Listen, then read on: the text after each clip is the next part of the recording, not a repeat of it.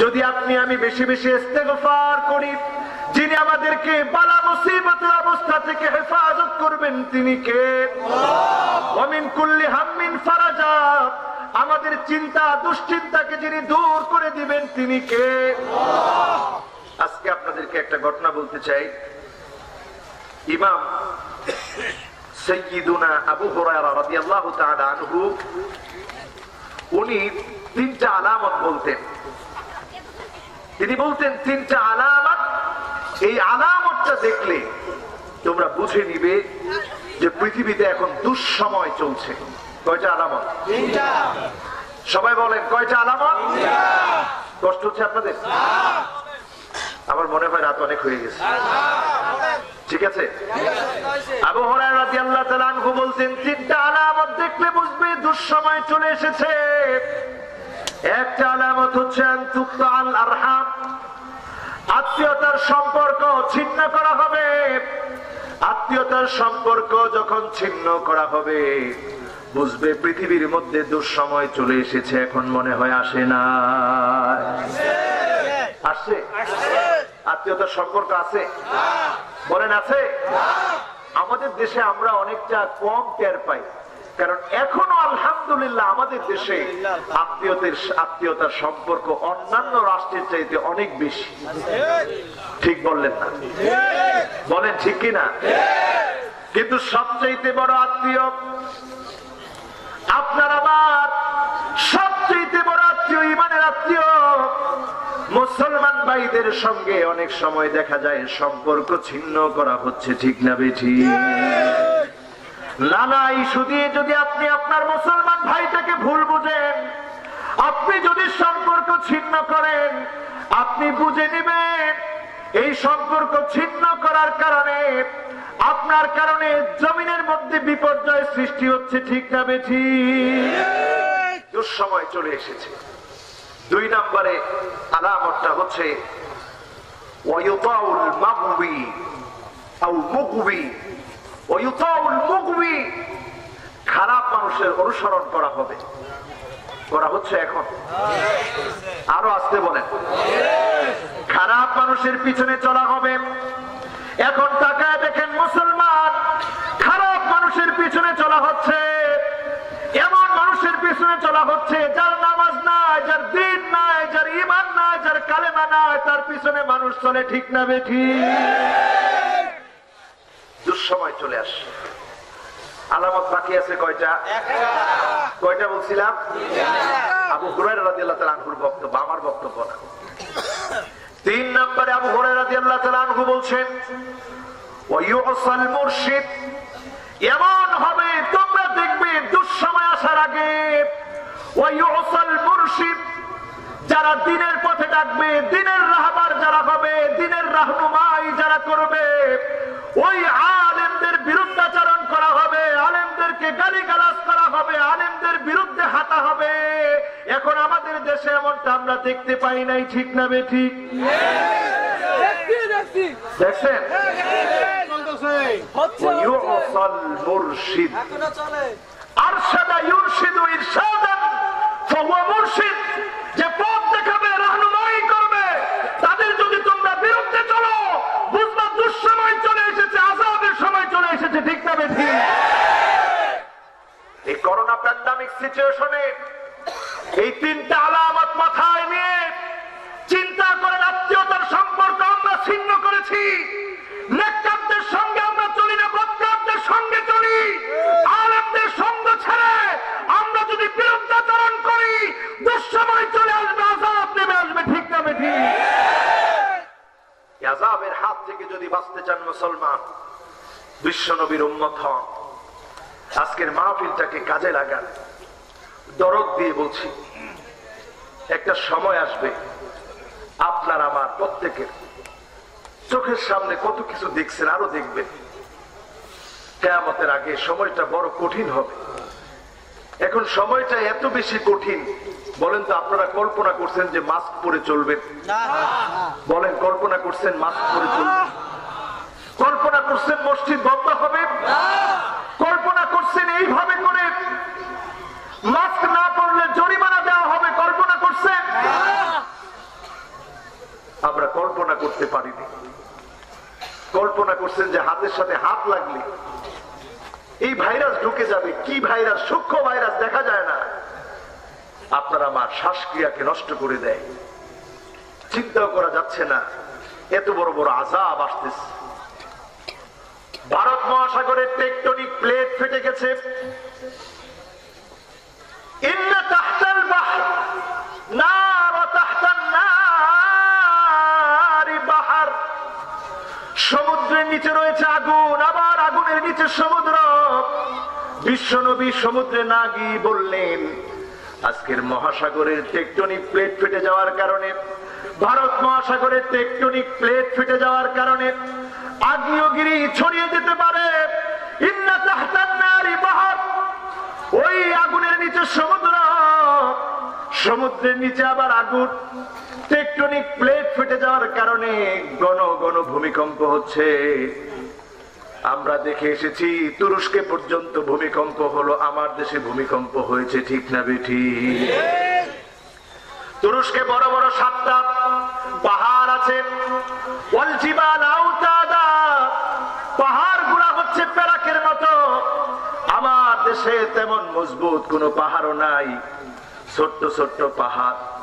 এই পাহাড় গুলা তেমন কোন আমার দেশকে রক্ষা করার জন্য যথেষ্ট না। একমাত্র যিনি নগরীটাকে বাঁচায় রেখেছে মসজিদের কারণে, তিনি কি? জায়গায় জায়গায় মসজিদ, জায়গায় জায়গায় মাদ্রাসা, জায়গায় জায়গায় দ্বীনি খিদমত, জায়গায় জায়গায় মাহফিলে মাহফিলে দ্বীনের আওয়াজ। এই আওয়াজগুলাকে আমার আল্লাহ বড় পছন্দ করে। এজন্য এই গোলামদেরকে বড় বেশি মায়া করে। আমার দেশের মানুষের আর কিচ্ছু না থাকুক, টাকা না থাকুক, মানুষ আমাদেরকে দরিদ্র বলুক, কিন্তু আমাদের দেশের মানুষের ভিতরে দ্বীনের মহাব্বত আছে, ঠিক কিনা? এবার যখন ফ্রান্সের বিরুদ্ধে মিছিলটা হলো, সবচেয়ে বড় মিছিলটা হয়েছে কোন দেশে? আরে কথা কয় না, কোন দেশে? আপনি পৃথিবী ঘুরে দেখবেন সবচেয়ে বেশি দাড়িওয়ালা টুপিওয়ালা কোন দেশে? সবচেয়ে বেশি বীরের কথা শুনলে বসে বসে ফুপায় ফুপায় কাঁদে কোন দেশে? আমরা তো ইসলামে তেমন কিছুই দেখি নাই, তেমন কিছু পাইও নাই। এত দূরে আমাদের দেশটা, তারপরেও এই দেশে ইসলামের প্রতি মহাব্বত কম না বেশি? দেখেন, অনেক মহাব্বত। আরবের লোকেরা যখন এই দেশে প্রথম আসে, আয়েশা যখন কক্সবাজারে নামে, নামার পরে দেখে এই দেশের মানুষ চলার জন্য আর কোনো বাহন নাই। আছে কি? আছে হচ্ছে নৌকা। কি? আরবের লোকেরা মজা করে তখন বলল, আরব দেশে আমরা উটের পিঠে চড়ি। উটের আরবি হচ্ছে নাকা। এই দেশে তো আর উট নাই, এইটাই উটের মতো কাজে লাগে এই নৌকাটা। তখন তারা আদর করে আমাদের দেশে এইটাকে নাম দিছে নৌকা, যেটার আরবি হচ্ছে সাফিনা। সাফিনাকে তারা আরবিতে নাম দিছে নাকা। আমাদের দেশের মানুষ বানায় নিছে নৌকা। কি বানায় নিছে? নৌকা। কুমিল্লাতে যখন তারা আসছে, তখন দিনের দাওয়াত দিচ্ছে মানুষকে, এই নামাজ পড়, নামাজ পড়, কালেমাওয়ালা হ।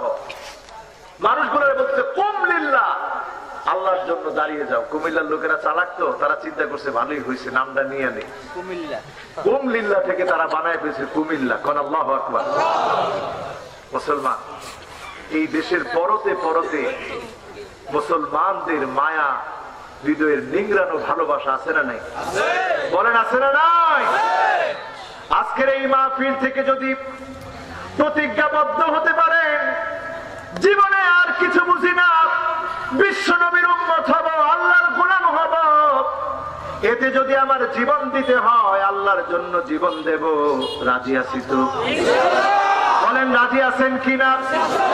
আরে জোরে বলেন রাজি আছি কিনা? আন-নবী আউলা বিল মুমিনিনা মিন আনফুসিহিম। নবী আমাদের কাছে জীবনের চাইতে প্রিয়, নবী আমাদের চাইতে আমাদের কাছে জীবনের চাইতে বেশি আপন। আমার জীবনকে যত বেশি ভালোবাসি, নবী আপনাকে তার চাইতে বেশি ভালোবাসি। আমাকে যদি কেউ মেরেও ফেলে, আপনার নামে নামে কিছু বলে যদি কেউ আমাকে মেরে ফেলতে চায়, জীবন থাকতে আমি সহ্য করব না, ঠিক না বেঠি?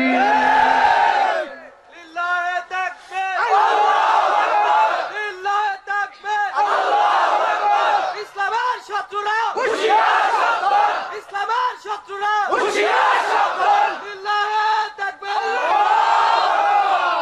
একটু কলিজার মধ্যে বসায় নেন। রাজি আছেন ইনশাআল্লাহ? কলিজার মধ্যে বসায় নেন। রাসূল কোনদিন আমাকে আপনাকে দেখে নাই, একবারের জন্য রাসূল দেখে নাই।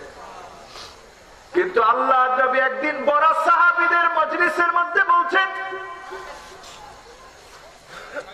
আল্লাহর হাবিব বলছেন, ওয়াদিতু লাউ রাইনা ইখওয়ানানা, আমার মনটা বড় চায় যদি আমি আমার ভাইগুলাকে দেখতে পেতাম।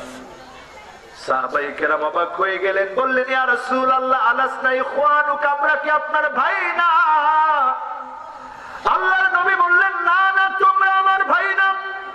আমার ভাই হবে তারা যারা অনেক পরে আসবে।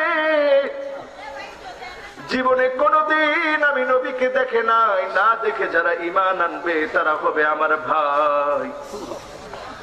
সাহাবায়ে কেরাম কান্না শুরু করলেন, ইয়া রাসূলুল্লাহ, কেমন করে তাদেরকে চিনবেন? এরা তো অনেক পরে আসবে। আল্লাহর হাবিব বললেন, গুররাম মুহাজ্জালিন মিনাল ওয়াজু, ওজুর পানিগুলা ঝকঝক ঝকঝক করবে। আর এই ওজুর পানি দেখে আমি নবী চিনে ফেলবো, এটা আমার গুনাহগার উম্মত, এটা আমার উম্মত, এটা আমার উম্মত। আমি নবী শাফাত করব, ধন্য হয়ে আমার উম্মত আল্লাহর জান্নাতি হবে। চিন্তা করে কিসের পিছনে আমরা ছুটছি, কিসের পিছনে আমরা হাঁটছি, কিসের পিছনে আমরা দিন রাত ব্যয় করছি। ফেসবুক এসেছে, সারাটা দিন ফেসবুকের মধ্যে ভিডিও দেখেন, চ্যাট করেন, সময়গুলো শেষ করতেছেন। একজন সাহাবীর উদাহরণ দেই, কষ্ট হবে। সাহাবীর নাম হানজালা, আল্লাহর নবীর সাহাবী, জলিল কদর সাহাবী। হানজালা একদিন বলছেন, না ফাকা হানজালা, হানজালা মুনাফিক হয়ে গেছে। আবু বকর অবাক হয়ে গেলেন, বিশ্ব নবীর সাহাবী কেমন করে মুনাফিক হলো?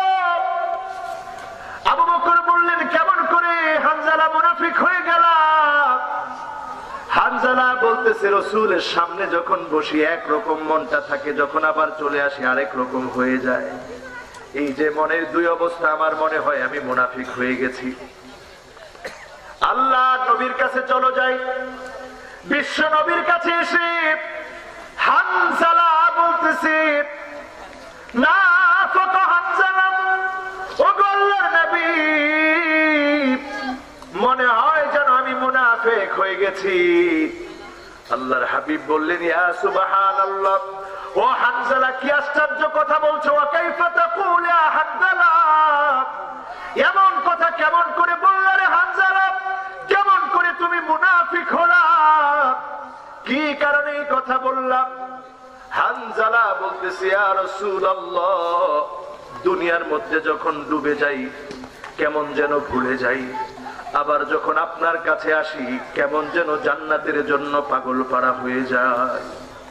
এই যে মনের দুই অবস্থা, এই জন্য আমার কাছে মনে হয় আমি মুনাফিক হয়ে গেছি। আল্লাহর হাবিব দেখে বললেন, ও হানজালা, এমনটা না।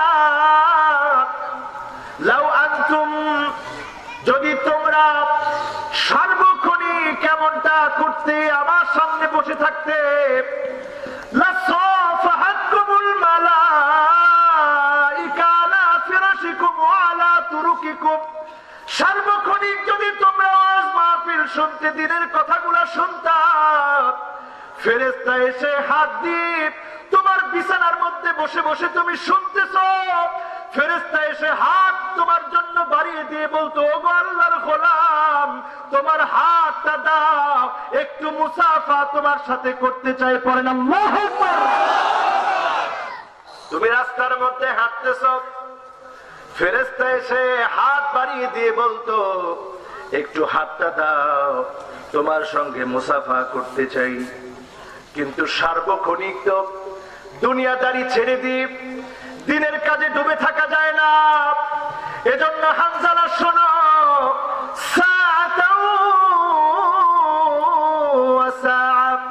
খানিকটা মুহূর্ত যখন দুনিয়ার জন্য কাটায় দিলা, একটুখানি সময় আখিরাতের জন্য কাটাও। আল্লাহর কথা মনে করো, স্মরণ করো, জাহান্নামের ভয়ে কাঁদো, মনটাকে নরম করো, আখিরাত নিয়ে চিন্তা করো, আল্লাহর কাছে তওবা করো। যিনি তোমার দাম বাড়ায় দিবেন তিনি কি? শুধু দাম বাড়াবেন না, আখিরাতে ফেরেশতারা আমাদেরকে সালাম দিবেন। কেমনে সালাম দিবেন দেখেন, দেখবেন দেখবেন। আর 10টা মিনিট কষ্ট হবে, রাত কিন্তু অনেক হয়েছে। আমাদের ব্যাপারী সাহেব ভালো মানুষ, এই তো মাশাআল্লাহ, এই যুবকটা ভালো কইছে, হুজুর 11:30টার মধ্যে শেষ করে দেন। ও আচ্ছা, বেশি রাত্রে ওয়াজ না শুনে কালকে ইনশাআল্লাহ আমরা নামাজের কাতারে প্রথম কাতারে থাকতে চাই, রাজি আছেন? আজকে এশার নামাজ পড়বেন? আচ্ছা, যারা পড়েন নাই একটু কোনো লজ্জা নাই, পড়বেন? আহা, এরপরে ইনশাআল্লাহ জোরে সোরে কইতে পারলেন। এমন মানুষ আমরা হইছি, এখন পিঠের মধ্যে আগুন লাগায় দিলেও একটুখানি দৌড়ায় গিয়ে যখন আগুনটা নিভে যাবে ভুলে যাবে, ঠিক কিনা? এটা আবার ঠিক কয় না, ঠিক কিনা? আমি সেদিন দেখতেছি ফজরের নামাজে যাচ্ছি, দেখতেছি লাশের পাশে সবাই কান্নাকাটি করতেছে। আমি যাচ্ছি আর লোকটার জন্য দোয়া করতেছি, আল্লাহ লোকটা তো চলে গেল। কিন্তু এমন আশ্চর্য লাগলো, এর পাশের লোকগুলো তারা বুঝতেছেও না যে এই লোকটা চলে গেল। এখান থেকে অন্যতম মেসেজ হচ্ছে আজকে তার জীবনের শেষ নামাজ হবে। তোমরা এখন ফজরের নামাজ পড়ে প্রস্তুতি নাও, এই নামাজের পরে তোমার ডাক চলে আসতে পারে, ঠিক না বেশি? কি কপাল পোড়া মুসলমান। আমি তাকায় রইলাম, সবাই কাঁদতেছে।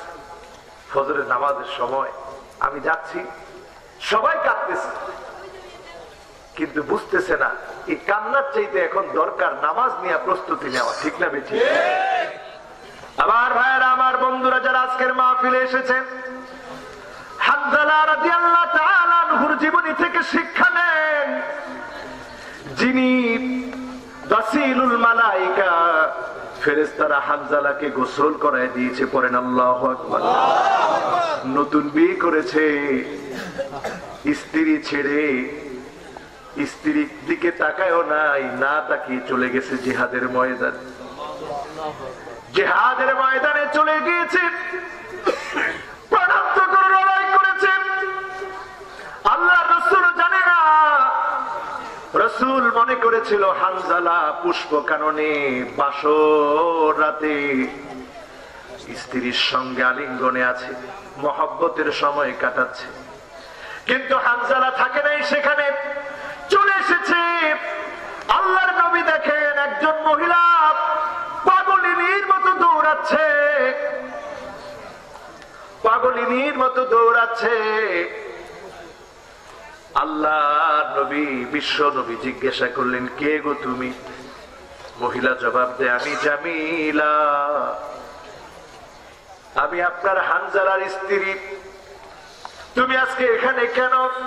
ইয়া রাসূলুল্লাহ, এই জন্য এসেছি, হানজালা যখনই যুদ্ধের দামামা বেজে উঠেছে, যখনই শুনেছে আন্নাফির আন্নাফির, জিহাদের দিকে আসো, জিহাদের দিকে আসো, এক মুহূর্ত হানজালা দেরি করে নাই, জিহাদের দিকে দৌড়ে এসেছে।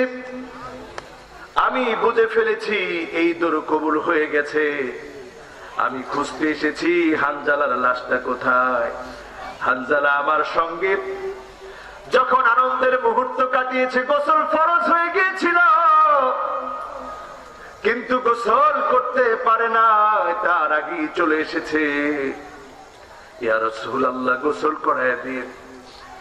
আল্লাহর নবী খুঁজতেছে, ফেরেশতারা গাসিলুল মালাইকা এই সম্মানে ভূষিত করে হানজালা রাদিয়াল্লাহু তাআলা আনহুকে গোসল করায় সম্মানিত বানায় দিয়েছে। ও মুসলমানেরা, চিন্তা করেন কত দামি হয়েছেন তিনি। আবার আর একটু খেয়াল করেন, 80 বছর বয়সী একজন বৃদ্ধ সাহাবী, নাম আবু আইয়ুব আনসারী। কি নাম বলেন? কি নাম বলেন তো? সাহাবী কে? বৃদ্ধ সাহাবী। আরেকটু বলেন তো তিনি কে? একজন বলতে পারলে আমি অনেক খুশি হতাম। আবু আইয়ুব আনসারী এই সাহাবী কে ছিলেন? 80 বছরের বৃদ্ধ এক সাহাবী। মাশাআল্লাহ, 80 বছরের বৃদ্ধ এক সাহাবী। ওনার বড় পরিচয় ছিল। আজকে যেমন দেখেন, আপনাদের মাহফিলে আসতে গেলে অনেক সময় মাহফিলে আসলে হৃদয়টা মহাব্বতে ভেঙে পড়ে। চিন্তা করি, আমাদের মতো নাদান নাখান্দা না লায়েক তাদেরকে আপনারা এত আদর করে তাকবীর দিয়ে দিয়ে আনছেন, গরম পানি দিয়ে ওযু করার ব্যবস্থা করে দিয়েছেন, যখনই চা চেয়েছি চায়ের ব্যবস্থা করে দিয়েছে, কখন আসতেছি বারবার খবর নিয়েছেন। সেই যুগে রাসূলুল্লাহ কখন হিজরত করে যাবে, সমস্ত মানুষগুলা প্রতীক্ষায় ছিল কখন আসবে কখন আসবে। এসে এসে তারা ফিরে যায়। এর মধ্যে আবু আইয়ুব আনসারী এমন ভাগ্যবান সাহাবী ছিলেন, যার ঘরের কাছে গিয়ে উটটা থেমে গিয়েছে। আল্লাহর নবী বলেছেন, এখানে আমি এখন থাকবো, একদিন দুই দিন না। আল্লাহর নবী 7 মাস আবু আইয়ুব আনসারীর বাড়িতে মেহমান হলে। কয় মাস? আরো জোরে বলেন, কয় মাস? দাম কম হলো না বেশি হলো? সবাই যখন প্রতীক্ষায়, আবু আইয়ুব আনসারীর বাড়িতে রাসূলুল্লাহর উটটা গিয়ে থামছে। আবু আইয়ুব প্রত্যেকটা জিহাদে অংশগ্রহণ করেছে। 80 বছর বয়সের বৃদ্ধ সাহাবী। উনার মনে পড়ে গেল রাসূলুল্লাহ বলেছেন, লা তুফতাহান্নাল কুসতুনতুনিয়া ফালা নি'মাল আমিরু আমিরুহা ওয়া নি'মাল জাইশু যালিকাল জাইশ। উনার মনে পড়ে গেল রাসূলুল্লাহ বলেছে, একদিন এই কনস্টান্টিনোপল বাইজেন্টাইন সম্রাটদের এই সাম্রাজ্য একদিন বিজয় হবে, মুসলমানদের হাতে আসবে। বর্তমান ইস্তাম্বুল, তুরস্কের ইস্তাম্বুল, যেটা তুরস্কের প্রাণ কেন্দ্র, ওই ইস্তাম্বুলের আগের নাম ছিল কনস্টান্টিনোপল। বলেন কি নাম? আরবিতে বলা হতো কুস্তুনতুনিয়া। সেই বিজয়ের তামান্না জেগে উঠল আবু আইয়ুব আনসারীর হৃদয়ের ভিতরে। এত জিহাদ করার পরেও ওনার হৃদয়ের মধ্যে জেগে উঠল, আমাকে যেতে হবে কুস্তুনতুনিয়ার বিজয়ে। কারণ রাসূল বলেছেন, কতই না উত্তম হবে ওই নেতা যে নেতা নেতৃত্ব দিবে, ওই সৈনিকরা কতই না উত্তম হবে যারা ওই সৈন্যবাহিনীতে অংশগ্রহণ করে বিজয় অর্জন করবে। বলেন আল্লাহু আকবার। রাসূলুল্লাহর একটা হাদিসকে বাস্তবায়ন করার জন্য 80 বছর বয়সে সাহাবী বের হয়ে গেলেন। আজকে এখানে যারা বসা আছেন, 80 বছর কার হয়েছে একটু হাত তুলে তো দেখি। আমার মনে হয় এত এত মানুষের ভিতরে একজনও পাওয়া যাবে না যার বয়সটা 80 হয়েছে। মাশাআল্লাহ, লিল্লাহি তাকবীর। একজন মুরব্বী হাত তুলছে 80। মুরব্বীর বয়স 80 হয়েছে। আলহামদুলিল্লাহ, আলহামদুলিল্লাহ। আল্লাহ ওনার হায়াতে তাইয়্যিবা দান করুক। করেন আমিন। মাশাআল্লাহ, আমার এই মুরব্বীর বয়স 80 হয়েছে। আল্লাহ ওনারও হায়াতে তাইয়্যিবা দান করুক। করেন আমিন। তাহলে আমাদের আলহামদুলিল্লাহ আল্লাহ তাআলা ওনাদের নাতি সমতুল্য। আমরা আল্লাহ তাআলা 80 বছর ওনাদেরকে হায়াত দিয়েছেন। আল্লাহ যেন আরো হায়াতে তাইয়্যিবা দান করে। পড়েন আমিন। আমাদের ব্যাপারী সাহেবের 80 হয় নাই, 60 হয়েছে, 70 হয়েছে। আল্লাহ আল্লাহ ওনারও হায়াতে তাইয়্যিবা দান করুন। পড়েন আমিন। একটু কল্পনা করেন, এই বছর বয়সে একজন সাহাবী তিনি জিহাদের ময়দানে আসলেন।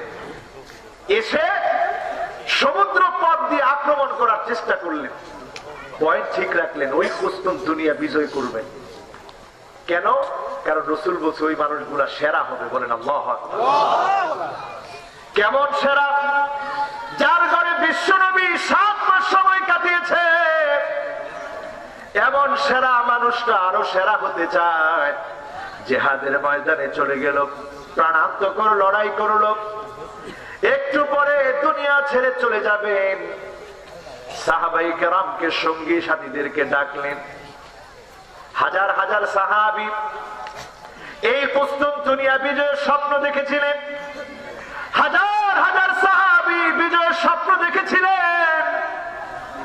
সেখানে যখন যাওয়া হলো, সেখানে যাওয়ার পরে যখন উনি বিদায় নিবেন, দুনিয়া ছেড়ে চলে যাবেন, সঙ্গী সাথীদেরকে বললেন, আমার জীবদ্দশায় ওই মাটির কাছে যেতে পারি নাই, আমার মৃত্যুর পরে সেখানে আমাকে দাফন করে দিও, খ্রিস্টানদেরকে আমার কথা বলে দিও। বলবে আল্লাহর নবীর একজন সাহাবী, বড় তামান্না তার এই ভূমিতে ঘুমায় যাওয়ার। আজকে দেখেন, সেই ভূমিতে ইন্তেকালের পরে, দুনিয়া থেকে বিদায় নেওয়ার পরে, সেখানে ওনাকে দাফন করার জন্য অনুমতি চাওয়া হলো। এক অবরণ্যে ওনাকে দাফন করার অনুমতি দেওয়া হলো। এবার ওনার সেই মাকবারা আমি জিয়ারত করেছি। জিয়ারত করতে গিয়ে মনে পড়ে গিয়েছে, ইসলাম নামক বৃক্ষটাকে জিন্দা রাখার জন্য 80 বছর বয়সেও সাহাবী স্বপ্ন ছাড়ে নাই, 15 বছর বয়সের লোকেরাও স্বপ্ন ছাড়ে নাই, 21 বছর বয়সের লোকেরাও স্বপ্ন ছাড়ে নাই। তখনও স্বপ্ন ছিল। সেই অবরণ্যে ওনাকে দাফন করা হলো। সেই দাফনের 100 বছর পার হলো, 200 বছর পার হলো, 300 বছর পার হলো, 400 বছর পার হলো, 500 বছর পার হলো, 600 বছর পার হলো, 700 বছর যখন পার হলো, অটোমান সম্রাটদেরকে আল্লাহ কবুল করে নিল। এই যে আত্মগুণ, এই আত্মগুণের বংশধর থেকে ওসমান, ওসমান থেকে উরহান, এইভাবে করে 37 জন অটোমান সম্রাট। তাদের একজন ছিল সুলতান মুহাম্মদ আল ফাতেহ। 21-22 বছরের তাগড়া একজন যুবক। তার ভিতরে রাসূলুল্লাহর হাদিস মনে পড়ে গেল।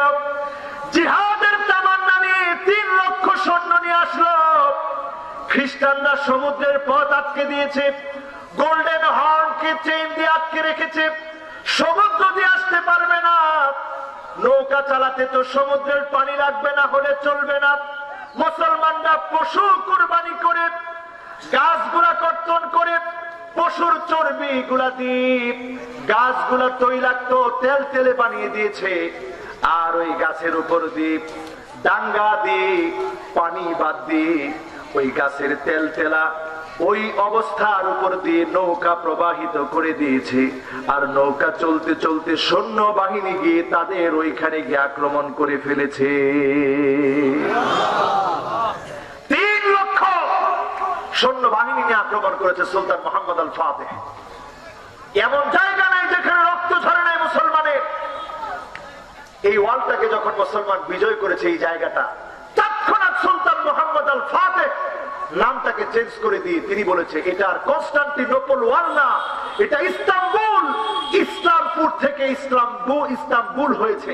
ভাষার পরিবর্তন আছে যেহেতু তাদের, ইসলামপুর ইস্তাম্বুল মানে ইসলামের ওয়াল তারা নির্মাণ করে সেখানে তারা এই ওয়ালটাকে তারা ইসলামপুর থেকে ইস্তাম্বুল ওয়াল নামকরণ করে দিয়েছে। বলেন আল্লাহু আকবার। 1553 সনের কথা। এইভাবে যখন তারা একের পর এক বিজয় করছে, সেখান থেকে মাত্র একজন লোক 1923 সনে গাদ্দারি করলো এই গোটা সালতানাতের সাথে। নতুন করে তুরস্ককে একটা অনিসলামিক রূপ দিল। আযান নিষিদ্ধ, হিজাব নিষিদ্ধ, পোশাক পরতে হবে মহিলাদের, পোশাক খোলামেলা উদাম ড্রেস পরতে হবে মহিলাদের। সে অনেক পরিবর্তন এনেছে, কিন্তু ধরে রাখতে পারে নাই। এরদোগান 20টা বছর ধরে তুরস্ককে নতুন করে সাজিয়ে 1923 থেকে নিয়ে 2023 আসার আগ পর্যন্ত পৃথিবীর ভিতরে আরেকটা নাড়াচাড়া দিয়ে উঠবে। আজকের এই মাহফিলে আপনাদেরকে সাক্ষী রেখে বলতে চাই, 2টা বছর অপেক্ষা করেন মুসলমান, নাড়াচাড়া দিয়ে উঠবে গোটা দুনিয়ার ভিতরে।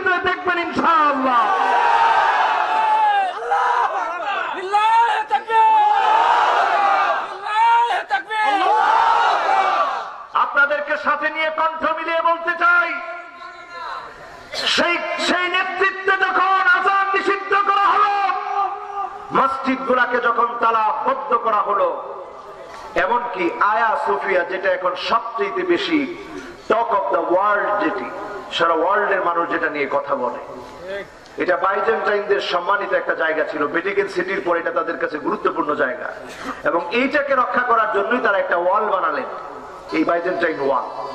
যখন সুলতান মোহাম্মদ আল ফাতে বিজয় অর্জন করলেন, তিনি তখন তাদের কাছ থেকে নিজের পকেটের টাকা দিয়ে কিনে নিলেন।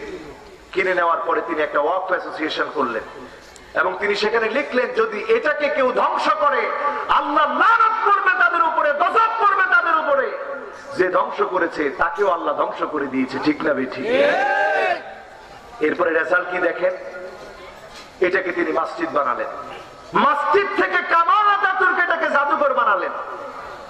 জাদুঘর বানায় 100 টাকা টিকিট লাগাই দিলেন। এর দোকানে এসে বললেন, কোন টিকিট টুকিট কিচ্ছু লাগবে না, শুধু আল্লাহর ঘর মসজিদ, শুধু ওযু বানাও, বিনামূল্যে ঢুকে গিয়ে আল্লাহর সিজদা দাও। বলেন আল্লাহু আকবার। এজন্য মুসলমান 1923 থেকে নিয়ে 2023 পর্যন্ত একটা চুক্তি করলো ইউরোপের লোকেরা, ইউরোপিয়ানরা। চুক্তি কি? তোমাদের সমুদ্র পথ দিয়ে, বসফরাস প্রণালী দিয়ে, যেটি কৃষ্ণ সাগর এবং মারমারা উপসাগরের মাঝখানে মিলন হয়েছে, যে বসফরাস প্রণালী দিয়ে, এই প্রণালী দিয়ে যখন কোন জাহাজ যাবে, কোন টাকা টুকা আমরা দিব না, মাগনা মাগনা যাব। কামাল আতাতুর্ক কইছে ঠিক আছে। এরদোগান বলছে 100 বছরের চুক্তি ছিল, 100 বছর ফুরাইতে বাকি আছে কয় বছর? 2 বছর। এরদোগান এখন বলতেছে এই 2টা বছর যেতে দাও, এরপরে বসফরাস প্রণালী পার করে যখন তোমরা যাবা, যখন তোমরা আসবা, ট্যাক্স দিয়ে দিয়ে ঢুকতে হবে, আর এই পয়সা দিয়ে মুসলমানদের বিজয় অর্জন হবে। বলেন আল্লাহু আকবার। মুসলমান মনে রাখবেন, যুগ জমানা পাল্টে দিতে চাই না অনেকজন, এক মানুষই আনতে পারে জাতির জাগরণ। সেই জাতির জাগরণ এনেছিলেন সুলতান মোহাম্মদ আল ফাতেহ। 21-22 বছরের একজন তাগড়া যুবক, একজন মধ্যে মুজাহিদ, তিনি জাগরণ এনেছিলেন। আজকের যুবকেরা যদি ঘুমায় থাকে, নামাজের দিকে না আসে, বিজয় মুসলমানদের আসবে না। বিজয়ের জন্য আমাদেরকে জাগতে হবে, ঠিক না বেঠিক? আজকের মাহফিল থেকে এই কথাগুলো স্মরণ করিয়ে দিতে চাই, একটু জাগ্রত হন। যারা জেগে যাবেন, নুজুলান মিন গফুরির রহিম।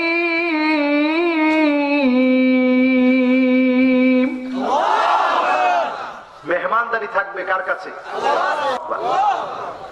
যার যার ব্যস্ততা ছেড়ে রসুল যাবে, প্রস্তুতি নিয়ে থাকতেন। রসুল গিয়ে সবার সাথে মুস্কি হেসে কথা বলতেন। আর আমাদের টেন্ডেন্সি কি হয়েছে, আমরা যদি দেখি যে স্ত্রী একটু শুয়ে আছে, আমরা গিয়ে সারাদিন কোনো কাজ নাই, খালি শুয়েই থাকবো, ঠিক কিনা? আচ্ছা, কাজগুলাকে আপনি করেন, উনি না করলে? অথচ আল্লাহর নবী তিনি ঢুকতেন, রাসূলুল্লাহ সাল্লাল্লাহু আলাইহি ওয়াসাল্লাম তরকারি গুলা কেটে দিতেন। বলেন আল্লাহু আকবার। রাত্রে তিনি ইবাদত বন্দেগী করতে করতে পা ফুলায় ফেলতেন। একটা অংশে বলতেন, চলো একটু ঘুরায় নিয়ে আসি। উহুদ পাহাড়টার সামনে গিয়ে বলতেন, জাবালুন ইউহিব্বুনা ওয়া নুহিব্বুহু। ও আয়েশা, এই পাহাড়টা আমাদেরকে দেখলে কেমন যেন মুস্কি হাসে। এই পাহাড়টা আমাদেরকে চিনে, আমরা এই পাহাড়টারে চিনি। কোন আল্লাহু আকবার। আয়েশারে বলতেন, আয়েশা চলো আজকে একটা দৌড় দিই।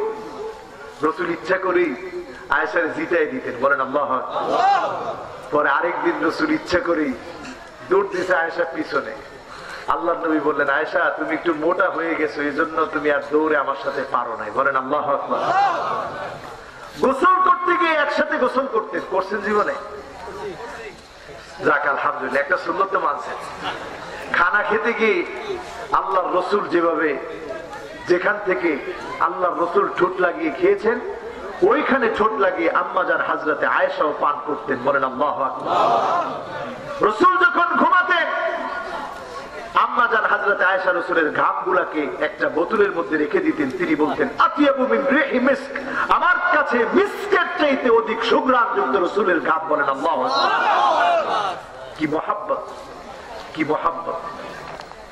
রাসূল আবার আদর করে ডাকতেন, হুমায়রা। আপনি কয়দিন আপনার স্ত্রীকে বিভিন্ন নামে ডাকছেন? আছে না মহব্বত করে কত নামে আপনারা ডাকেন, ডাকেন। রাসূল ডাকতেন হুমায়রা। যখন তুমি রেগে যাও, তখন তুমি একেবারে লাল হয়ে যাও, তোমার আরো বেশি সুন্দরী লাগে। বলেন আল্লাহু আকবার। এইরকম যখন আচরণ হবে, তখন স্ত্রীরা আপনাকে খেদমত করবে, মহব্বত করবে। বলেন ঠিক কিনা? আমি এই ওয়াজ যখন গত বছর করছি, একজন কমেন্টসে লিখছে, হুজুর ওয়াজ তো করলেন মহিলাদের বিরুদ্ধে, স্বামী ছিল আল্লাহর রাসূল আর আমাদের স্বামী হচ্ছে এক একজন সাক্ষাৎ আবু জেহেল। হুজুর এক একজন যদি সাক্ষাৎ আবু জেহেল হয় তো কেমন করে আপনি মিলাবেন আমাদের চরিত্র ভালো হবে? আমাদের চরিত্র তো এরকমই হবে, ঠিক কিনা? এজন্য চরিত্র পরিবর্তন করব। রাজি আছেন মুসলমান? চলতেছে কয়টা? আর শোনা যাবে না। মাশাআল্লাহ, কয়টা শেষ? বাকি আছে কয়টা? মাশাআল্লাহ, লিল্লাহে তাকবীর। একজন অন্তত মান রাখছে আপনাদের। বাকি আছে কয়টা? এবার আসেন 4 নম্বরে আমার ভাইয়েরা, কান্নানা। কান্নানা এমন মহিলা, যেই মহিলা শুধু বাবার বাড়ির বংশ বলে বলে স্বামীকে কষ্ট দেয়, এমন মহিলা আছে না? না, আমার আব্বারে চিনো না? তোমার বাপের তো চিনি। তোমার বাপ কি আর আমার বাপ কি চিনো তো? আমার ভাই কি চিনো তো? আমার ফুফা কি চিনো তো? আমার ফুফার যে ছেলে তারে চিনো তো? এরকম আছে না? নাই? এই কথাগুলো বলে স্বামীরে কষ্ট দিবেন না, ঠিক না? 5 নম্বরে হাদ্দাকা। হাদ্দাকা মানে এমন মহিলা স্বামী কোনো কিছু কিনে দিলে পছন্দ করে না। যাদের মনে খুব দুঃখ তারা ঠিক বলছেন, অনেকে চুপ আছে। বাড়িতে গেলে বলবে যে আপনি ঠিক কইছিলেন, কণ্ঠ চিন্তিত, ঠিক কিনা? আচ্ছা, এটাও কি আছে? এক লোকের স্ত্রী বলে দিছে 12 রঙের 13 পাইরের শাড়ি কিনে নিয়ে এসে নিজের আগে, নাইলে ঈদের মধ্যে আগুন লাগাই দিলাম, ঈদ আমার লাগবো না। বেটায় দোয়ানে গিয়ে কইছে 12 রঙের 13 পাইরের শাড়ি দেন। শাড়ি একটা মিলায় আনছে। এখন 12 রঙের 13 পাইরের শাড়ি হইলে রং কম যাবে না বেশি যাবে? বালতির মধ্যে চুবাইছে রং আর রং। এখন জামাইরে ডাকিয়া কই, আপনারা চুবাইছি, আপনি কি আনছেন নাকি? 12 রঙের 13 পাইরের শাড়ি আনতে কইছি, এরকম আনছেন আপনি রং আর রং। আচ্ছা বলেন তো, স্বামী কি কথার বাইরে গেছে না যেটা কইছে ওইটাই আনছে? খবরদার, স্বামীর পছন্দের মধ্যে আপনি কখনো দ্বিমত পোষণ করেন না। আপনি মনে করবেন একটা পোশাক আর কয়দিন যায়, পরে ফেলি। যদি এইরকম করে পড়তে পারেন, সাহাবারা হতে পারেন, হতে পারে এই আমলটুকুনের জন্য আল্লাহ জান্নাতের ফয়সালা হয়ে যাবে, ঠিক না বেঠি? গেছে কয়টা? 5টা। মাশাআল্লাহ, কয়টা? 5টা। এবার আসেন 6 নম্বরে, সাদ্দাকা। সাদ্দাকা মানে এমন মহিলা, যেই মহিলা কথায় কথায় স্বামীর সঙ্গে ঝগড়া করে, আছে না? না, এর মধ্যে আছে, খুব জোরে কইছে হুজুর এত ঝগড়া করে। ঝগড়া করার পরে যা করার তাই করি। আমাদের দেশে আবার অনেকে স্ত্রীদের গায়ে হাত তুলে, খবরদার হাত তুলবেন। স্ত্রীরা হচ্ছে সবচেয়ে বাঁকা হাত থেকে তৈরি করছে এখানে, এজন্য একটু বাইকা থাকে। যদি এটা বেশি সোজা করতে যান, হ্যাঁ জোরে কোন কি হবে? সোজা করতে গেলে এই শ্রোতা, উনি আমার আগেরও শ্রোতা, মানে এই শ্রোতা আমার নতুন শ্রোতা না, এই শ্রোতা আমার আগেরও শ্রোতা, আলহামদুলিল্লাহ। এরকম যদি সোজা করতে যান তাহলে কি হবে? তাহলে কি করতে হবে? ইস্তাউসু বিন নিসাই খায়রা, মহিলাদেরকে বাড়ায়া বাড়ায়া বলবেন, বলবেন আকাশের চাঁদ আর কি সুন্দর, তুমি এর চাইতে বেশি সুন্দর। কোন ইনশাআল্লাহ? আসলে সুন্দর না? সুন্দর। আল্লাহ সবচেয়ে সুন্দর করে বানাইছে মানুষকে, ঠিক কিনা? আরো জোরে বলেন ঠিক কিনা? তাহলে দেখবেন আর ঝগড়া থাকবে। আর যদি খালি বাঁকাটারে একটু উল্টা কথা কন, তাহলে দেখবেন আরো বাঁধবে, আরো উল্টা কথা করবেন, আরো বাঁধবে। সর্বশেষ কথা, বাররাকা। বাররাকা মানে হচ্ছে এমন মহিলা, যে মহিলা শুধু স্বামীর সঙ্গে তর্কই করে না, তর্কের পরে গায়ে হাত তুলতেও দেরি করে না। আছে? এটাও আছে? তাহলে আর সংসার থাকে? যুদ্ধক্ষেত্র হয়ে গেছে। আর এই যুদ্ধক্ষেত্রের জন্য দায়ী আপনার আমার পরিবারের মধ্যে আমরা তালিম বন্ধ করে দিচ্ছি, ঠিক কিনা? আমার ভাইয়েরা, আমার বন্ধুরা, এবার মিলায় নেন। নুজুলাম মিন গফুরির রহিম।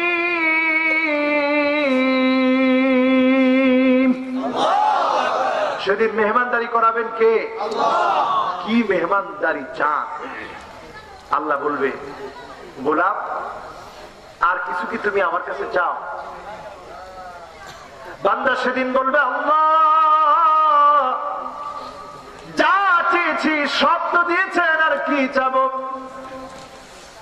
এক এক করে যিনি মনের সব চাওয়া পাওয়া গুলা পুরা করে দিবেন তিনি কে? সে আল্লাহর জন্য দিনের কথা বলতে কি আমরা রাজি আছি? জোরে বলেন, দিনের কথা বলতে কি আমরা রাজি আছি? দিনের কথা বলতে গিয়ে যদি তিতাও হয়, তারপরে হক কথা ছেড়ে দেওয়া যাবে না।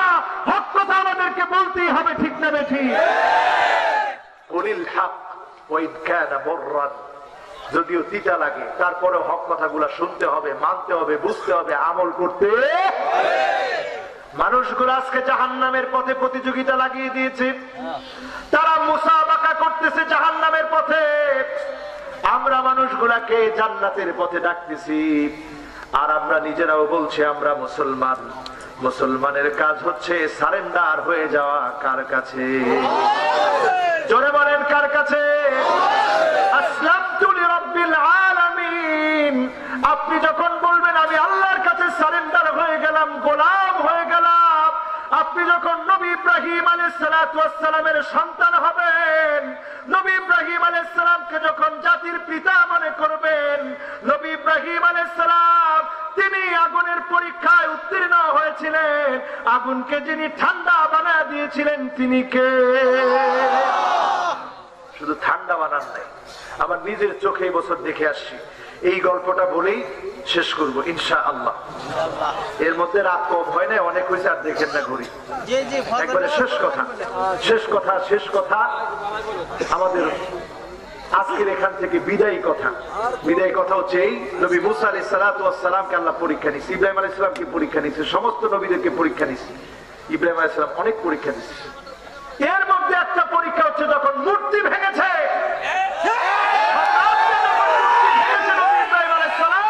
তখন পরীক্ষা নেওয়া হয়েছে নবী ইব্রাহিম আলাইহিস সালামের উপরে, ঠিক না বেশি? সেই পরীক্ষা কত ভয়ানক হয়েছে চিন্তা করে। কেমন ভয়ানক? নবী ইব্রাহিম আলাইহিস সালামের আব্বা নিজে বলতেছে, তোমার হাড় গুড়া করে দেওয়া হবে, তোমাকে হিজরত করতে বাধ্য করা হবে। আগুন যখন চারদিকে খনন করে যখন ফেলে দেওয়া হবে, জিবরিল আসছে নবী ইব্রাহিম আলাইহিস সালামের কাছে। জিবরিল এসে যখন বলছে, আলাকা হাজাতুন ইয়া ইব্রাহিম, ও নবী ইব্রাহিম, ও নবী ইব্রাহিম, আমার কাছে কি আপনার কোনো চাওয়া পাওয়া আছে? এতগুলা ডানা আমার, একটা ঝাপটা মেরে দিব আগুন নিভে যাবে। নবী ইব্রাহিম আলাইহিস সালাম একবারের জন্য ভয় পাননি। নবী ইব্রাহিম আলাইহিস সালাম বললেন, আমি আমার মালিকের কথা মেনে, মালিকের বরত্ব ঘোষণা করে, মালিকের তাওহীদের কথা বলে আজকে যদি আগুনে পড়তে হয় আগুনে পড়ব, তারপরেও মালিকের পথ থেকে দূরে যাব না, মালিকের পথ থেকে দূরে যাব না। আপনার কাছে কি যাব? আমার আল্লাহ কি দেখেন আমি আগুনে পড়ে যাচ্ছি? যখন এটা বলছে, আল্লাহ পাক সাথে সাথে আগুনকে বললেন, কুলনা ইয়া নারু কুনি বারদান ওয়া সালামান আলা ইব্রাহিম। এবার আমার নিজের চোখে ওই জায়গাটা দেখে এসেছি, আগে কোনোদিন চিন্তা করিনি, এবার গিয়ে আমি হতবাক হয়েছি। ওই জায়গাতে গিয়ে দেখি একটা লেখা, কুলনা ইয়া নারু কুনি বারদান ওয়া সালামান আলা ইব্রাহিম। বড় করে আয়াতটা লেখা, প্রাচীর দিয়ে পুরো জায়গাটা ঘেরাও করা, পানি আর পানি। ওইখানে গিয়ে হিস্ট্রি দেখলাম, ওই সময় থেকে নিয়ে এই পর্যন্ত শত শত হাজার হাজার বছরের ইতিহাস আল্লাহ চোখের সামনে দিয়ে রেখে দিলেন। ইব্রাহিম আলাইহিস সালামের সন্তানদের জন্য নিদর্শন বানায় রাখলেন, সন্তানেরা নিদর্শন দেখে রাখো। ওই জায়গায় পানি হয়ে গেল। নমরুদ যেই জায়গার মধ্যে আগুন জ্বালিয়েছিল, পানি আর পানি, আর যে গাছগুলো দিয়ে নমরুদ আগুন উত্তপ্ত করেছিল, ওই গাছগুলাকে যখন ছাই হয়েছে আল্লাহ ওই পানির ভিতরে মাছ বানায় নিদর্শন বানায় দিয়েছে। ওই মাছ কেউ খায় না, কেউ ধরে না, কেউ ছয় না, এসে মানুষ খাবার দেয়, মাছ খায়, ভিন্ন প্রজাতির এক মাছ, ভরা আর ভরা, এত আর এত। আমি দেখলাম আর চিন্তা করলাম, কাদের কুদরত, সমস্ত ক্ষমতার মালিক কি? সে আল্লাহকে 3 বার ডাক দেন, বলেন আল্লাহু আকবার, বলেন আল্লাহু আকবার, বলেন আল্লাহু আকবার। 5টা নাম ধরে এখন আল্লাহকে ডাক দিব, যে 5টা নাম ধরে ডাক দিলে আল্লাহ ডাকে সাড়া দেন। কয়টা নাম? ইয়া আল্লাহ, বলেন ইয়া আল্লাহ, ইয়া রহমান, ইয়া রহিম, ইয়া হাই, ইয়া কাইয়ুম, আসআলুকা আসআলুকা বিসমিকাল আযম। আল্লাহর ইসমে আযম এটা। এই 5টা ইসমে আযম দিয়ে আল্লাহ পাককে ডাক দিলাম। আল্লাহ পাকের ইসমে আযম, যে ইসমে আযম গুলো যখনই আপনি পরে ডাক দিবেন, যিনি ডাকে সাড়া দিবেন তিনি কে? আজকের এই মাহফিলের সাড়া চেয়ে দোয়া কবুল হোক, এটা আল্লাহর কাছে কামনা করে এই মাহফিলের বিদায় বেলায় আমরা দোয়া পড়তে চাচ্ছি। সকলে পড়ছি, সুবহানাকাল্লাহুম্মা সুবহানাকাল্লাহুম্মা ওয়া বিহামদিকা সুবহানাকাল্লাহুম্মা ওয়া বিহামদিক আশহাদু আল লা ইলাহা ইল্লা আনতা আস্তাগফিরুকা ওয়া আতুবু ইলাইক। একটা প্রশ্ন, কিছু লোক বলে যে আল্লাহ সেই রাসূল, কথাটা কি সঠিক? না, এত আসতে বললেন কেন আপনারা? যে আল্লাহ সে রাসূল হতে পারে না।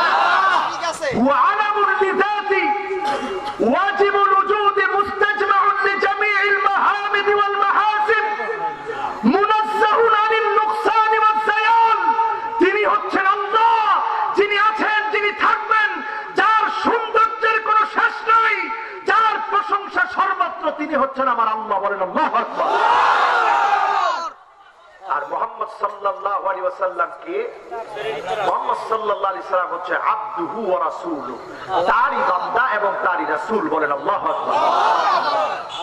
তাহলে যিনি মুহাম্মদ তিনি আল্লাহ, এটা বললে আবু জাহাল যেমন মুশরিক, আবু জাহাল যেমন কাফের, কোন নাদান, কোন বেঈমান, কোন ঈমানহারা যদি এই কথা বলে, ওই পাপিষ্টের সঙ্গে কোনো সম্পর্ক রাখা যাবে না, ঠিক না?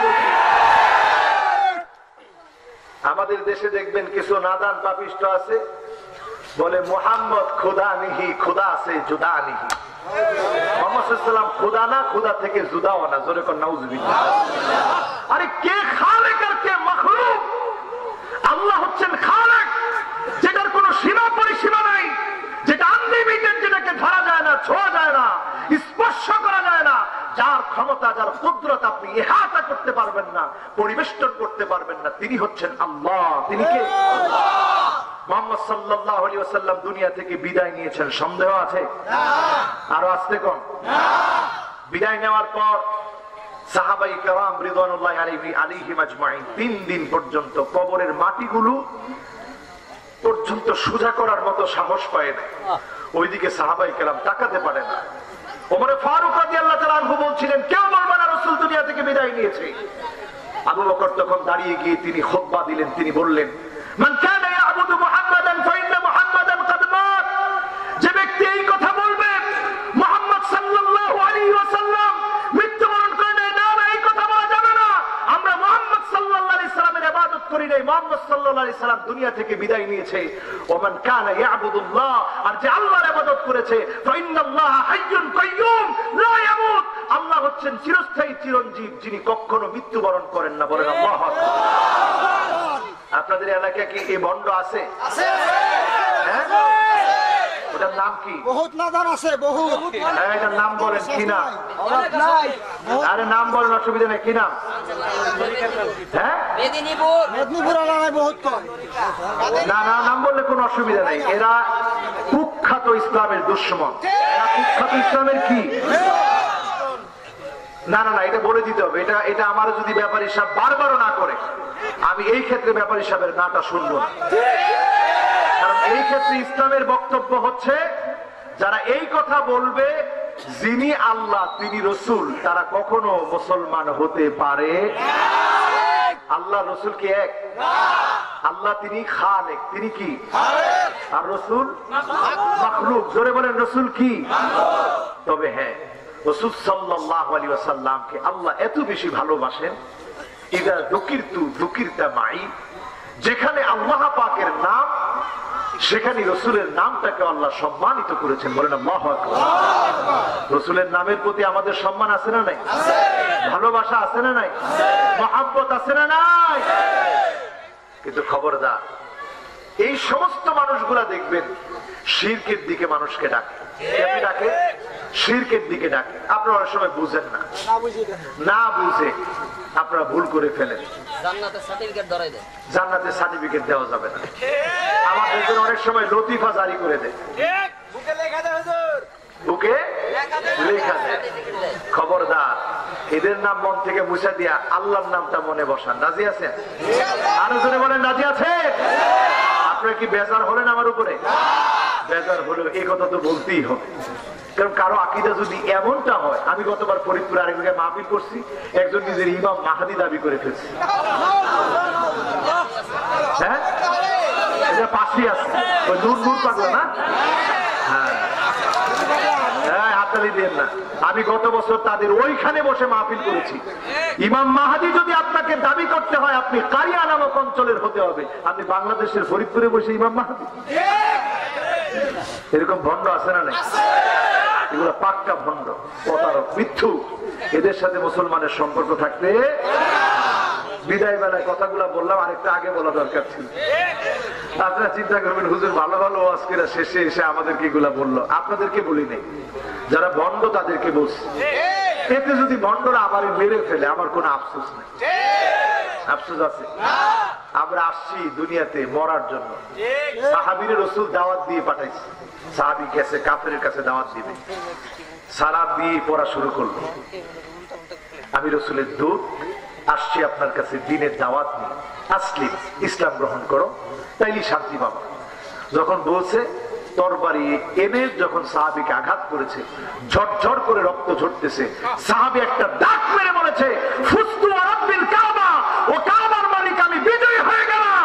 আমার রক্ত ঝরেছে দিনের জন্য, আমার কোনো ভয় নাই, আমি বিজয়ী হয়ে গেলাম। আল্লাহু আকবার। আমরা তো ওই সাহাবীদের উত্তরসূরি, ওই সাহাবীদের উত্তরসূরি তো আমরা, ঠিক কি না? আজকের মাহফিলে বলবো, খবরদার, আকীদা পরিষ্কার করবেন। দুইটা বিষয়কে আজকের এখান থেকে বসায় নিয়ে যাবেন। প্রশ্নের আলোকে বলছি, আলী রাদিয়াল্লাহু তাআলা আনহু ছোট পীর ছিলেন না বড় পীর?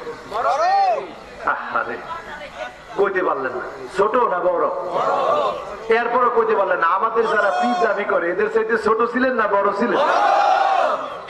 বড় ছিল। লম্বা চূড়ায় বেশি লম্বা চূড়া ছিলেন না। একদিকে আলী রাদিয়াল্লাহু তাআলা আনহু, আর দুদিকে আবু বকর আর ওমর। একদিন দুষ্টামি করে বলতেছে, আনতা বাইনানা কা নুকতাতিন নুন, তুমি আমাদের মাঝখানে নুনের নক্তার মতো। দুই দিক দিয়ে আমরা একটু উঁচা উঁচা, তুমি একটু ছোট, একটু খাটো আর কি, ছোট। সম্মানের যেন ঘাটতি না হয়। সাহাবায়ে কেরামের ব্যাপারে কথা। সঙ্গে সঙ্গে আলী রাদিয়াল্লাহু তাআলা কি পরিমাণ মেধাবী ছিলেন, তিনি বললেন, নুনের যদি ফোঁটা না থাকে, নুনের দাম আছে না? জোরে কোন দাম আছে না? তাহলে আমি আলী যদি না থাকি, তোমাদের তো দাম থাকে না। কোন আল্লাহু আকবার। কি মহব্বত, কি ভালোবাসা, সুবহানাল্লাহ। সে আলী রাদিয়াল্লাহু তাআলা আনহু, তিনি দুইটা নসিহত করতেন। তিনি বলতেন, লা ইয়াখাফান্নাল আবদু ইল্লা যামবাহ, বান্দা শুধুমাত্র ভয় করবে তার গুনাহগুলোকে, গুনাহগুলোকে, গুনাহগুলোকে। কত কত গুনাহ আমার হয়েছে, এই গুনাহগুলোর ভয় যদি আমার ভিতরে থাকে, ওয়ালা ইয়ারজুন্না ইল্লা রাব্বাহ, আর যদি শুধু আশা করে আল্লাহর কাছে, আমার আল্লাহর কাছ থেকে যদি আমি আশাহারা না হই, আমি আল্লাহর কাছে পাবই পাবো, পাবই পাবো, পাবই পাবো, এই প্রত্যাশা যদি থাকে, যিনি আমাকে অবশ্যই দিবেন, তিনি কে? আল্লাহ। সন্তান কথা শুনছে না, আপনি বলেন বিয়াদিল্লাহ, আল্লাহর হাতে ছেড়ে দিয়ে বলেন আল্লাহ এটা আপনার হাতে। ব্যবসার ক্ষতির মধ্যে পড়ে গিয়েছেন, আপনি বলবেন বিয়াদিল্লাহ, এটা আল্লাহর হাতে দিয়ে দিলাম। আপনার উপরে জুলুম নির্যাতন নিপীড়ন হচ্ছে, আপনি বলবেন বিয়াদিল্লাহ, এটা আল্লাহ আপনার হাতে ছেড়ে দিলাম। যিনি আপনাকে ফিরিয়ে দিবেন না তিনি কে? তাজমাউ কুল্লা আনওয়াইত তাওহীদ। এই দুটি কথা বললাম, তাওহীদের পুরা কথা এই দুইটা কথার মধ্যে চলে এসেছে, বলেন আল্লাহু আকবার। আজকের মাহফিলে যত ভুল ত্রুটি হয়েছে, আমার জ্ঞানের ঘাটতির কারণে যত ভুল ত্রুটিগুলো হয়েছে, আসুন আমরা সকলে পড়ে নিচ্ছি। সুবহানাকাল্লাহুম্মা ওয়া বিহামদিক আশহাদু আল লা ইলাহা ইল্লা আনতা আস্তাগফিরুকা ওয়া আতুবু ইলাইক। আচ্ছা, তাবারকের ব্যবস্থা আছে। রাতও কিন্তু অনেক হয়েছে, 12টা হয়ে গেছে। আপনারা সবাই একটু বসেন। আলহামদুলিল্লাহ, একজনও উঠেন নাই, সবাই ধৈর্য ধারণ করেছিলেন। এত এত মানুষের তাবারকের ব্যবস্থা আল্লাহ তুমি কবুল করো, পড়েন আমিন। সবাই একটু বসে পড়েন, আমরা মুনাজাত করবো। আচ্ছা, আপনাদের কাছে একটু জানতে চাই, আচ্ছা সবাই বাইরে যারা আছে, বাহিরে কিন্তু কোনো তাবারক দেওয়া হবে না। সবাই একটু লাইন ধরে মেনটেইন করে আমরা বসে পড়ি। সবাই আজকে একটু মেহরবানি করে আমার একটু সময় দেন। এইভাবে একটু যেমন সামনে আছেন এইভাবে একটু খালি কাতারে যান, হ্যাঁ একটু কাতারের ব্যবস্থা করেন। আর শেষ কথা বলি, একটু লাইনটা যাতে ভিতরে খালি ঢুকতে পারে। তাবারকের অনেক সময় তাবারকে যেটা হয়, তাবারকে যেটা হয় শুনুন না, এই দেখেন এখন কিন্তু আর কেউ শুনতে যাচ্ছে না, শুনবেন? আচ্ছা, তাবারক দিবে তো আপনাদেরকে খিচুড়ি গোশত সহ, অথবা কি দিবেন? হ্যাঁ, সুজা খিচুড়ি। সুজা খিচুড়ি আপনারা তাবারক কেন বললেন? কারণ অনেকের জন্য যখন রান্না করা হয়, এটার মধ্যে একটা বরকত আল্লাহ তাআলা দিয়ে দেন, বলেন আল্লাহু আকবার। এটা হতে পারে সামান্য খিচুড়ি, কিন্তু এটার মধ্যে যিনি বরকত দিয়ে দিয়েছেন তিনি কে? আল্লাহ। এজন্য আমি নিজেও এটা খুব পছন্দ করি। কেন পছন্দ করি? কারণ অনেকে খাবে, এটার মধ্যে আল্লাহ একটা বরকত রাখছে, ঠিক না? এজন্য এটাকে তাবারক বলে। এই তাবারক আমরা নিব, কোনো অসুবিধা নাই, কিন্তু মুনাজাতের সময় তাবারক নিলে যেটা হয় সেটা হচ্ছে মুনাজাতের আর মনোযোগ থাকে না। তাহলে আমরা করব কি, মুনাজাত হয়ে যাবে 5 মিনিটে, এর মধ্যে তাবারকের ভলান্টিয়াররা সব জায়গায় রেডি থাকবে, তারাও মুনাজাত করবে, আসবে, দাঁড়াবে, সব জায়গায় রেডি থাকবে। এখান থেকে আপনারা নিবেন এবং চলে যাবেন। যার 2টা লাগবে 2টা নিয়েন, কিন্তু অতিরিক্ত নেওয়ার চেষ্টা করবেন না, করেন ইনশাআল্লাহ। এবার আমরা দরুদ শরীফ পড়ে ডাইরেক্ট মুনাজাত করব ইনশাআল্লাহ। সভাপতি সাহেব কি বলেন? ও মোনাজাতটা তাবারকের পরে ভালো হবে? আলহামদুলিল্লাহ। তাহলে আমরা এই সময়ে একটু দরুদ শরীফ পড়তে থাকি, ইস্তেগফার করব, সাইয়্যিদুল ইস্তেগফার জিকির করব, এর মধ্যে তাবারক দিব। সকলে পড়ি আল্লাহুম্মা আনতা রাব্বি। এই স্বেচ্ছাসেবক ভাইরা, তোমরা প্রত্যেকটা লাইনে লাইনে দাঁড়িয়ে যাও আগেই। মাশাআল্লাহ, স্বেচ্ছাসেবক ভাইরা দাঁড়িয়ে যায়।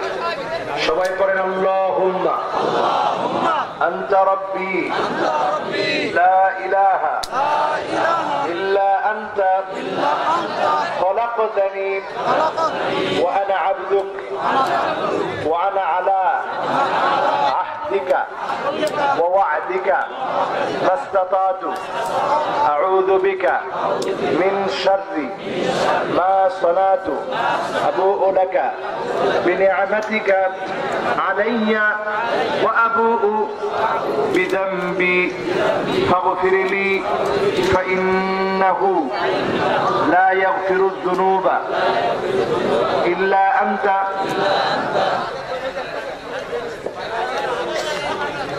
এই ভলান্টিয়ার ভাইরা, তোমরা সবাই দাঁড়িয়েছো তো? তাড়াতাড়ি, এখন একটু সময় দেওয়া যাচ্ছে, আপনারা সকলে মেহরবানি করে একটু তাড়াতাড়ি লাইনে দাঁড়ান। আমাদের সভাপতি সাহেব একটু কথা বলুন।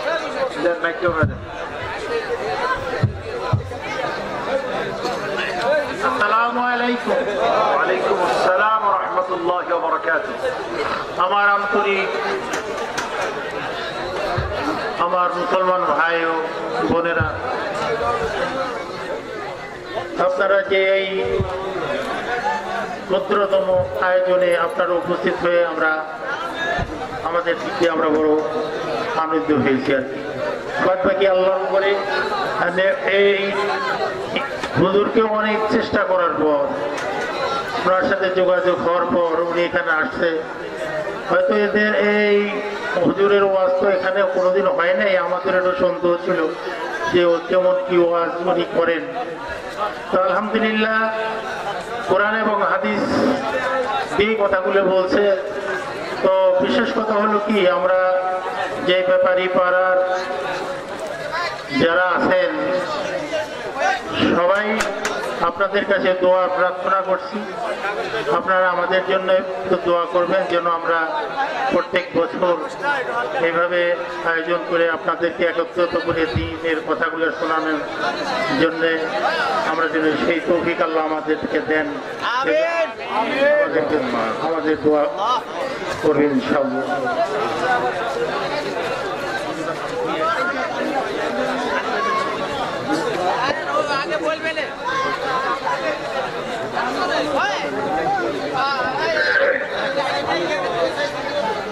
আচ্ছা, আলহামদুলিল্লাহ,